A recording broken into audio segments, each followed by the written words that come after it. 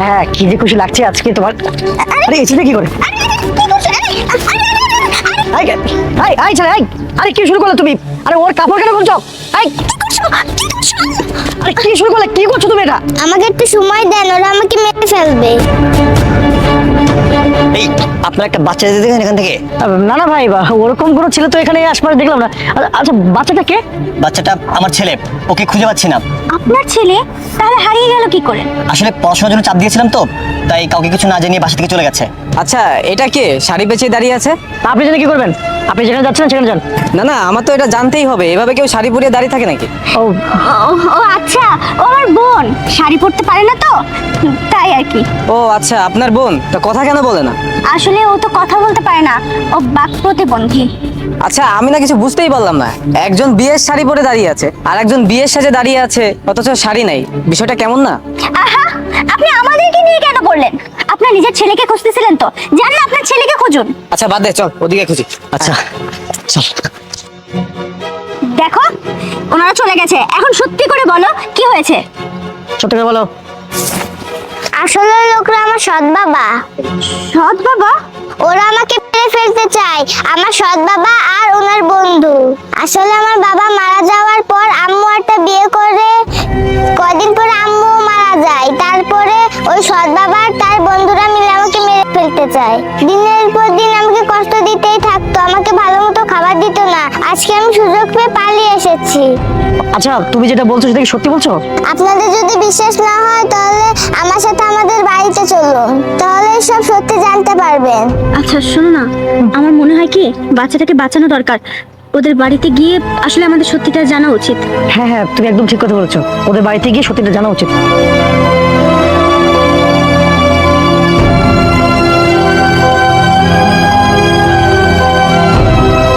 Sheet, আজকে ছেলেটাকে মারতে পারলাম না, বুঝলি? মিস হয়ে গেল রে। আরে যাক, ভালোই হয়েছে, আপদটা বাঁচা থেকে গেছে, ভালো হয়েছে, না আসলেই হয়।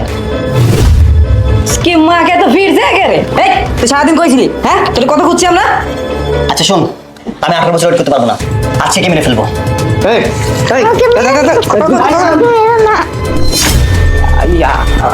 আপনারা? আরে ওরা তো ওই লোকগুলো যাদের সাথে আমাদের রাস্তায় দেখা হয়েছিল। ও আচ্ছা, তাহলে আসল গুটিবাজি আপনারাই করেছেন। আমরা দুজনে এই বাচ্চাটাকে লুকিয়ে রেখেছিলাম। অবশ্য অনেক কথা বলেছিল, কিন্তু আমরা বিশ্বাস করিনি। কিন্তু এখন যেটা দেখলাম যে বাচ্চাটাকে মেরে ফেলে আপনারা সম্পত্তি গুম করার চেষ্টা করছেন, দেখলাম বাচ্চাটার কথা একদম সত্যি। আপনারা শাড়ি পরেই বাচ্চাটাকে লুকিয়ে রেখেছিলেন। আমার ঠিক তখনই সন্দেহ হয়েছিল। কেন আসছেন এখানে? যান, এখনই বেরো যান এখান থেকে। এটা আপনার বাড়ি না, এটা আমার বাড়ি। ওনারা কোথাও যাবে না। আরে তোর মুখে দেখি বুলি ফুটেছে, একদম গুলি করে মাথার খুলি উড়িয়ে দেবো। চুপ থাকেন, খবরদার বাচ্চার গায়ে হাত দিবেন না, তাহলে কিন্তু আপনাদের খবর আছে বলে দিচ্ছি। এই বাচ্চাটার উপর আপনারা দিনের পর দিন নির্যাতন করেছেন। আমি পুলিশকে ফোন করেছি, এখনই পুলিশ এসে আপনাদেরকে অ্যারেস্ট করে ধরে নিয়ে যাবে। না না, কেন কেন পুলিশকে দিবেন? আমিও বাবা, আমি ওকে খুব আদর করি, তাই তাই না বাবু? না না, ওরা আদর করে না, ওরা আমাকে খেতে দেয় না, ওরা অত্যাচার করে শুধু। আমি এত বড় একটা বাড়ির মালিক, আমাকে দেখো কি জামা পরিয়ে রেখেছে। আচ্ছা, আপনার এই মাসুম বাচ্চাটার মুখের দিকে একবার তাকিয়ে দেখেছেন? ওর মুখে কতটা মায়া ভরা। হ্যাঁ, আপনারা কি করে পারলেন এরকম মায়াবী একটা বাচ্চাকে মেরে ফেলার চিন্তা ভাবনা করতে? এতিমদের সম্পত্তি আত্মসাৎ করা হারাম। আমাদের নবীজি বলেছেন এতিমদের সবসময় সহানুভূতি দেখাতে, আর আমাদের দেশেও তো নিয়ম আছে, এতিমদের সম্পত্তি কখনো মেরে খাওয়া যাবে না। তাহলে আপনি এই কাজটা কিভাবে করলেন? আসলে আমাদের এমন করা উচিত হয়নি, আপনি আমাদের প্লিজ মাফ করে দেন। আমরা আর এমন ভুল কখনো করবো না। হ্যাঁ, আমিও ক্ষমা চাচ্ছি, এমন ভুল আমরা আর কখনো করবো না। প্লিজ আমাদের পুলিশে দেবেন না, আমরা চাই। প্লিজ। আই, এক পাও বাড়াবেন না।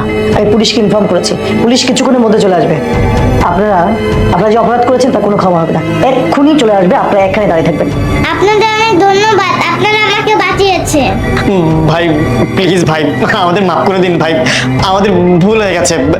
আর একটাও কথা বলবেন না আপনারা। আপনাদেরকে কিছুক্ষণের মধ্যে পুলিশ এসে ধরে নিয়ে যাবে, তখন বুঝবে যে আপনারা কি অন্যায়টা করেছেন।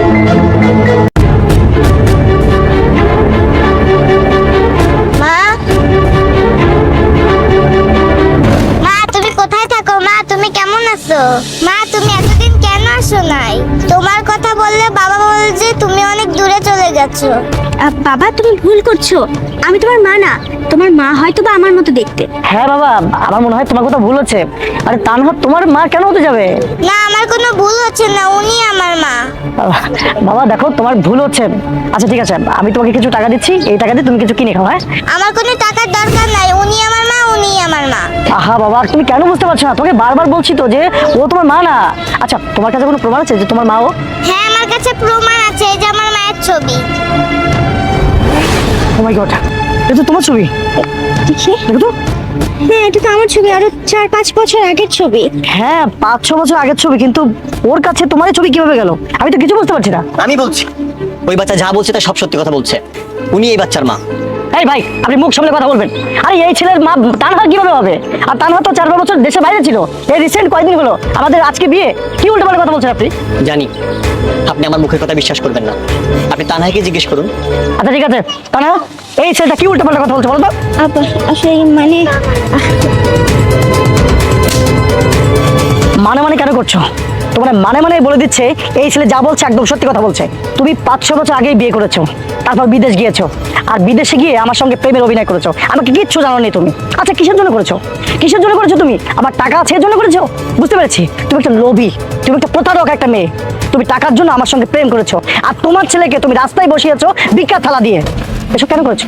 কেন করেছো? কিসের জন্য করেছো? ও আমার টাকা আছে এর জন্য করেছো? খুব ভালো করে বুঝতে পেরেছি তুমি একটা প্রতারক। বুঝতে পেরেছো? তোমার মতো প্রতারককে বিয়ে করে আমি আমার পরিবারের মান সম্মান ডোবাতে চাই না। এই সমস্ত কেন করেছো বলো? আমি তোমাকে ভয়ে বলতে পারিনি, আমি ভয় পেয়েছিলাম। আমার বিয়ে হয়েছে, আমার বাচ্চা আছে, এগুলো জানলে আমি যদি তোমাকে হারিয়ে ফেলি, তার জন্য আমি তোমাকে বলতে পারিনি। আমি তোমাকে অনেক ভালোবাসি, আমি তোমাকে হারাতে চাই না।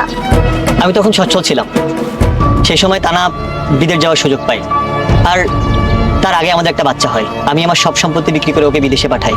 তারপরে ও আর আমাদের কোনো খোঁজ রাখিনি, আর আমি অসুস্থ হয়ে পড়ি। তারপর উপায় না পেয়ে আমি আমার এই ছোট্ট বাচ্চাটাকে ভিক্ষা করতে এখানে বসিয়েছি। ভাই আপনি আমাকে মাফ করে দিন। আমি যদি জানতাম যে ও এত বড় প্রতারক, তাহলে আমি ওর সঙ্গে সম্পর্কে জড়াতাম না। ভাই আমি এমন একজন মেয়েকে বিয়ে করতে যাচ্ছি, সেটা সত্যি আমার জন্য লজ্জাজনক। ভাই আপনি আমাকে মাফ করে দিন। জানা এখনো সময় আছে, তোমার স্বামী সন্তানকে তুমি মেনে নাও, তা নাহলে জীবনে কিন্তু অনেক বড় পস্তাবে। না ভাই, ওকে আর আমাদের প্রয়োজন নেই। যে মা এই ছোট দুধের বাচ্চাটিকে ফেলে রেখে চলে যায়, আমাকে অসহায় করে রেখে চলে যায়, সেই মাকে আর আমাদের জীবনে কোনো দরকার নেই ভাই। বেঁচে আছি কি মরে গেছি কখনো খোঁজ নেয়নি। তার কাছে আমি তো আমার সন্তানকে কখনো দিতে পারি না। আমি এতটা অসহায় বাবা যে জন্মের পর যখন আমার বাচ্চাটা প্রথম মা ডাক শেখে, মাকে খোঁজে, তখন আমি ওর মাকে ওর কাছে দিতে পারিনি। গেল 5টা বছর ধরে আমি অনেক কষ্ট করে আমার সন্তানটাকে মানুষ করেছি, তাই বাকিটা জীবন আমি এইভাবে কাটিয়ে দিতে পারবো। রতন, আমি না অনেক বড় ভুল করে ফেলেছি, প্লিজ তুমি আমাকে মাফ করে দাও। বাবা তুমি কার কাছে থাকবে, আমার কাছে নাকি তোমার মায়ের কাছে? বাবা আমার এরকম পচামা লাগবে না, আমি তোমার সাথেই থাকবো।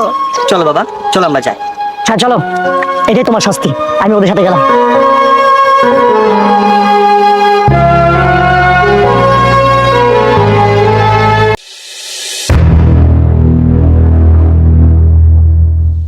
এই যে আপনার ব্যাগ, সাবধানে যাবেন। আচ্ছা তোমার কিছু লাগবে? আমার কিছু লাগবে না। আচ্ছা গেল তো, হ্যাঁ দেরি হয়ে যাচ্ছে। বারে বারে ঘুঘু তুমি খেয়ে যাও, কয়েকদিন ধরে দেখছি তোমার আচরণে খুব পরিবর্তন। কেউ না কেউ তো আসেই না। আজকে আমি খেয়াল করবো যে আমাদের বাড়িতে কে ঢুকে।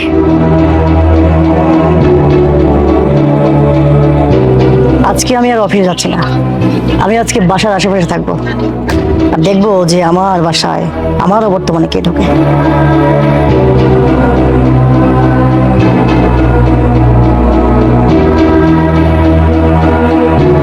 প্রায় 2 ঘন্টা হয়ে গেল, 2 ঘন্টা যাবত এখানে দাঁড়িয়ে আছে, কিন্তু কেউ তো আসলো না। তাহলে কি আমি যেটা ভাবলাম সেটা ভুল? কিন্তু আমার কাছে কেন যেন মনে হয় ভুল কিভাবে হবে।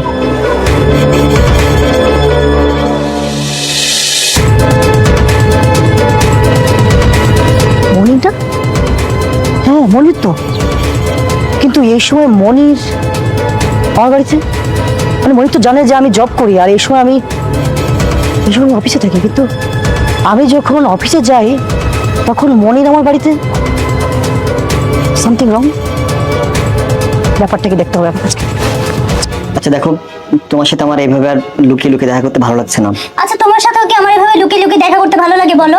কিন্তু কি করবো বলো, তোমার ফ্রেন্ড তো হচ্ছে ওর সম্পত্তিগুলো এখন আমার হাতে আমার নামে লিখে দেয়নি, আমার নামে লিখে দিই, তারপর ওকে ছেড়ে দিয়ে আমি তোমাকে বিয়ে করব। আচ্ছা ঠিক আছে, তুমি ঝাঁকো। এই সময় কি আসলো? আচ্ছা তুমি বসো, আমি একটু দেখে আসি। আচ্ছা সর্বনাশ হয়ে গেছে, ও তো চলে যাচ্ছে, এখন কি করবো? এক কাজ করো, তুমি ড্রয়িং রুমে গিয়ে বসো, যাও।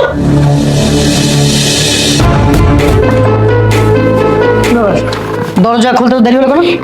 আরে তোমার ফ্রেন্ড অনেকদিন পরে আমাদের বাসায় আসছে, ভাইয়ার জন্য একটু চা বানাচ্ছিলাম, তাই দেরি হয়ে গেছে।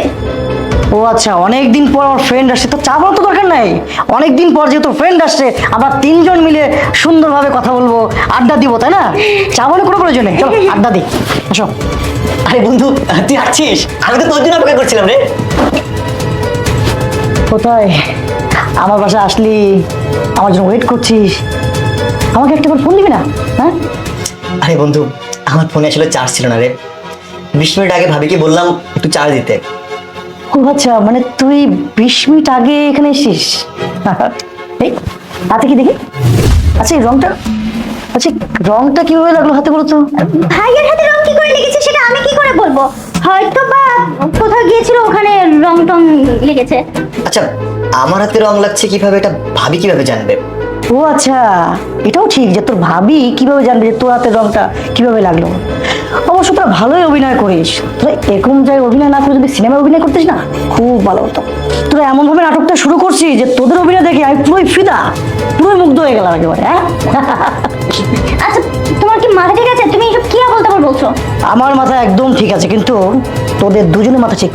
কি বলছো? কি সমস্যা তোমার? সমস্যা এটাই সমস্যা এটাই যে আমার বন্ধু 20 মিনিট আগে আমার বাসায় আসছে, কিন্তু সেটা আমি জানি না। এটাই সমস্যা না? আমি কিচ্ছু বুঝি না, তাই না? আমি কিচ্ছু বুঝি না, আমি কচে খোকা ফিটার গাই। আমি যখন বাসা থেকে অফিসে যাই, তোমার মাথায় আমি স্প্রে করে দিয়ে গেছিলাম, আর সেই স্প্রেটা এখন ওর হাতে। স্প্রেটা করেছিলাম এই জন্য যে আমি বাসায় যখন থাকি না, তখন আমারও বর্তমানে আমার বাসায় কে আসে? এখন তো ধরেই খেয়ে গেলে যে আমারও বর্তমানে আমার বন্ধু মনি আমার বাসায় আসে তোমার সঙ্গে পরকীয়া করতে। এখন আমার নিজের প্রতি নিজের ঘৃণা হচ্ছে। এই যে আমি তোকে ভালোবেসে বিয়ে করেছিলাম, টাকা পয়সা বাড়ি গাড়ি কি দেখি তো সব কিছু দিয়েছি, সব কিছু কম থেকে ছিল। তারপরে তুই আমার বন্ধু মনির সঙ্গে তুই পরকীয়া জড়িয়েছিস। হ্যাঁ, আমার ভাবতে কষ্ট লাগতেছে, ভাবতে অবাক লাগতেছে আমার। এই যে মনির, আমি তোকে আমার ভাই ভাবতাম, আমি তোকে কখনো বন্ধু ভাবিনি, আর তুই আমার সরলতার সুযোগ নিয়ে আমার স্ত্রীর সঙ্গে এরকম করছিস। ছি, আমি ভাবতে পারছি না, আমার ঘৃণা লাগছে, ঘৃণা। আসলে তুই ঠিকই বলেছিস বন্ধু, আমি আসলে অনেক বড় অপরাধ করে ফেলেছি রে। এটা আমার আসলে ঠিক হয়নি। তুই পারলে আমাকে ক্ষমা করে দিই, দেখ। আচ্ছা রে, আমি এখন আসি। রে, তোর নাগর তোকে রেখে চলে গেল, তোকে সাথে করে নিয়েও গেল। আচ্ছা এখন তোর কি হবে বলতো? কি হবে? এখন আমি অনেক বড় ভুল করে ফেলেছি, প্লিজ আমাকে মাফ করে দাও, লাস্ট একটা বারের মতো সুযোগ দাও, আমি আর কখনো এরকম করবো না। একটা বারের জন্য তুই খবর পাবি না, একটা বার তুই সুযোগ পাবি না, কোনো সুযোগ নেই তোর জীবনে। যে কিনা আমার বন্ধুর সঙ্গে পরকীয়ায় যুক্ত হতে পারে, তার মতো মেয়েকে আমার জীবনে আমি রাখতে চাই না। তাই এক্ষুনি এই মুহূর্তে আমার বাড়ি থেকে চলে যাও, আর ডিভোর্স নিয়ে কালকে দিনের মতো তুই বেরিয়ে যাও, বেরিয়ে যাও, বেরিয়ে যাও। আসসালামু আলাইকুম। আরে তানহা, তুই এইখানে? তুই এত বড় সাহস, তুই সামান্য সিকিউরিটি গার্ডের ম্যামকে নাম ধরে ডাকিস? কি ব্যাপার, আপনি ওনাকে থাপ্পড় মারলেন কেন? তানহা, তুই তুই আমাকে চিনতে পারছিস না? আমি তোর কলেজ বন্ধু রনি, আমি রনি, চিনতে পারছিস না তুই আমাকে? সরি, আমি তোমাকে চিনতে পারিনি। কি বলিস, তুই আমাকে চিনতে পারছিস না? আরে আমি তোর কলেজ বন্ধু রনি। একবার মনে পড়ে ওই যে চিটিং করতে গিয়ে একবার ধরা পড়েছিলাম, স্যার সব আমাকে সবাইকে ধরে ফেললো, বুঝতে পারছিস? আমি ওই রনি। রনি, তুই এখানে কিভাবে? যাক, তুই আমাকে চিনতে পেরেছিস। আচ্ছা তুই এখানে কি করতেছিস? উনি এখানে কি করছে মানে? তুই যে অফিসের সিকিউরিটি গার্ড, উনি সেই অফিসের বস, ওনাকে সম্মান দিয়ে কথা বল। কি কস? তুই এই কোম্পানির মালিক? সত্যি তোর দেখে না আমার খুব গর্ব লাগতেছে, আমার বন্ধু এই কোম্পানির মালিক, কি যে খুশি লাগতেছে আমার। কিন্তু রনি, তোর এই অবস্থা কেন? তুই তো আমাদের কলেজের টপার ছিলি না? আবার হঠাৎ করে মেজর একটা অসুখ হয়ে যায়, সেখানে হঠাৎ করে অপারেশন করতে গিয়ে অনেক টাকা খরচ হয়ে যায়, তার জন্য আমাদের বাড়িটা পর্যন্ত বিক্রি করতে হয়। আসলে তুই তো জানিস বর্তমান সময় চাকরি করতে গেলে তো টাকা পয়সা আরও অনেক অনেক কিছু দিতে হয়। আমি তো টাকা পয়সা দিয়ে চাকরি করতে পারিনি, তাই একটু অসুবিধা পড়ে গেছি। তাই তোদের এখানে বাধ্য হয়ে এই সিকিউরিটি গার্ডের চাকরিটা করছি। আজকে না আমার প্রথম ডিউটি, প্রথম চাকরি তোদের এখানে। অবশ্যই তোকে দেখে আমার ভীষণ ভালো লাগছে যে আমার বন্ধু এই কোম্পানির মালিক, ভীষণ খুশি আমি। ম্যাম, খামাকে এখানে দাঁড়িয়ে সামনে দারোয়ানের কথা শুনছেন? আরে তুই কি শুরু করছিস? ম্যামকে ইমোশনালি ব্ল্যাকমেল করে ফাজলানোর চেষ্টা করছিস? ম্যাম, আমাদের এখানে থাকা উচিত হবে না, আমাদের এখন চলে যাওয়া উচিত। আচ্ছা রনি, আমার একটা মিটিং আছে, আমি এসে তোর সাথে কথা বলবো। আচ্ছা ঠিক আছে। ম্যাম, আপনি ফাইলটা রেডি করতে বলেছিলেন। ম্যাডাম, কিছু না মনে করলে একটা প্রশ্ন করি, আপনি কি কোনো কিছু নিয়ে চিন্তিত?